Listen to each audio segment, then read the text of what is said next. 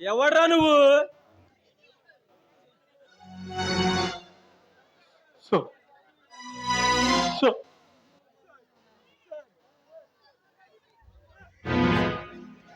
చూడండి సార్ ఎంత దారుణం జరిగిపోయిందో. నా చెల్లిని ఎవరో చంపారు సార్. అంటే నువ్వు రణధీరువు కాదా? లేదు సార్ లేదు, నా పేరు సూర్య. అంటే నా చెల్లిని చంపింది ఆ రణధీరా? అంటే వాడు నీకు తెలుసా? తెలుసు సార్ తెలుసు. నా చెల్లి మనసు పడ్డ వ్యక్తి సార్ వాడు. ఏముంది, ప్రేమకు అంగీకారం చెప్పలేదను, పెళ్లికి నో చెప్పిందను, ఇలా చేసుంటాడు వాడు. నో నో సార్, వాళ్ళు పెళ్లికి నేను ఒప్పుకున్నాను. త్వరలో పెళ్లి చేస్తానని మాట కూడా ఇచ్చాను సార్. మరి ఎందుకు ఇలా చేశాడు వాడు? చేసుకోవాల్సి వచ్చిందనా? మీరేమంటున్నారు నాకు అర్థం కావట్లేదు సార్. రణవీర్ నా చెల్లిని చంపడం ఏంటి సార్? అతడు చంపడం చూసిన వ్యక్తి ఫోన్ చేసి చెప్పాడు నాకు.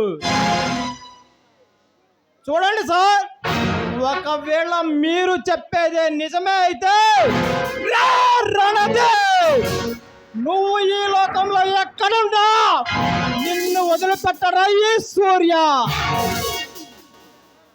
మిస్టర్, తొందరపడకు, కంప్లైంట్ రాసి ఈ ఎంక్వైరీ చేసి వాడు ఎక్కడ ఉన్నా వెతికి మేము పట్టుకుంటాం. కంప్లైంట్ రాసేవాళ్ళ సార్? నా చెల్లిని చంపి కళ్ళు మూసుకుపోయిన ఆ కామందుడి గురించి ఒక తెల్ల కాగితం మీద 4 నల్లక్షరాలు రాసిస్తే సరిపోతుందా? అపశుభం తెలియని నా చెల్లిని ప్రేమ పేరుతో వంచి ప్రాణాలు తీసిన ప్రేమాన్మాదిని నా చేతులతో నేనే పసితేర చంపుతా. అప్పుడే ప్రేమ పేరుతో మోసాలు చేసే ప్రతి ఒక్కడికి గుణపాఠం అవుతుంది. నా శాంతి ఆత్మక మనశ్శాంతి కలుగుతుంది.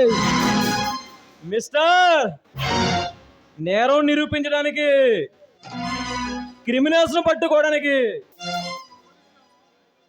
పోలీస్ వ్యవస్థ ఉంది. నేరం రుజువైతే క్రిమినల్స్ ను శిక్షించడానికి న్యాయ వ్యవస్థ ఉంది. అంతేగాని క్షణికావేశంతో తీసుకునే నీ నిర్ణయం అది నీ భవిష్యత్తునే మారుస్తుంది. చట్టాన్ని చేతుల్లో తీసుకోవడం అంటే అది క్రిమినల్ యాక్ట్ ప్రకారం పెద్ద నేరం. దానికి శిక్ష అనుభవిస్తావు నువ్వు. పోలీసు వాళ్ళ బేబీషాల్ని నడి రోడ్డులోనే అందని అట్ట రోడ్లో ఆయేషం మేరా వాళ్ళంతా నా చెల్లె లాంటి వారే సార్. ఆ నేరస్తులను పట్టుకుందా మీ పోలీస్ వ్యవస్థ? ఆ క్రిమినల్స్ శిక్షించిందా మీ న్యాయ వ్యవస్థ? చట్టం, న్యాయం, ధర్మం ఇవన్నీ డబ్బున్న వాడి చేతిలో కీలు బొమ్మలుగా మారాయి సార్. మిస్టర్, ప్రతి ఒక్కరూ నీలా ఆలోచిస్తే ఈ కేసులెందుకు, ఈ కోర్టులెందుకు, మేమెందుకు? నేను కాకి డ్రెస్ విప్పితే నేను పెద్ద రౌడీనే. మా రూల్స్ మాకుంటాయి, వాటిని నేను అతిక్రమించకూడదు. నేరం రుజువైతే చట్టానికి సాక్ష్యం కావాలి. సాక్ష్యం దొరికితే చట్టం ముందు ఎంతటి వాడైనా సరే తప్పించుకోలేడు. అన్యాయం గెలవదు, ధర్మం ఓడదు, చివరికి న్యాయమే గెలుస్తుంది. శబాష్! 5 కోట్ల జనాభా ఉన్న ఈ ఆంధ్ర రాష్ట్రంలో ఎంతమందికి న్యాయం జరిగింది సార్? అందరూ అన్యాయానికి అమ్ముడుపోతున్నారు. దాని ఫలితం నేరం చేసిన వాడు నడి రోడ్లో దర్జాగా తిరుగుతున్నాడు. అమాయకులనే ఈ ప్రజలు బానిసలుగా మారి జైల్లో ఖైదీలుగా మిగిలిపోతున్నారు. అలా జరగడానికి వీలు లేదు.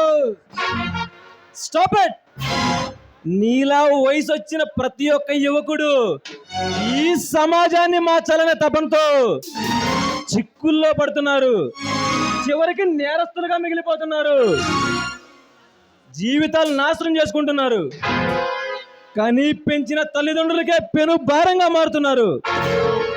నో, అలా జరగడానికి వీల్లేదు. ఈ కేసును నేను టేకప్ చేసి ఈ పోలీస్ పవర్ అంటే నిరూపిస్తారా? ఇదే నా ఛాలెంజ్. అయితే నా ఛాలెంజ్ కూడా వినండి సార్. నా చెల్లిని ప్రేమించి మోసం చేసి దాని ప్రాణం తీసిన ఆ నీచుడిని మీకంటే ముందు నా చేతులతో నేనే కసేతీర చంపి ఆ శవం మీకు కూడా దొరకకుండా చేస్తా. It's my challenge. Challenge challenge challenge lights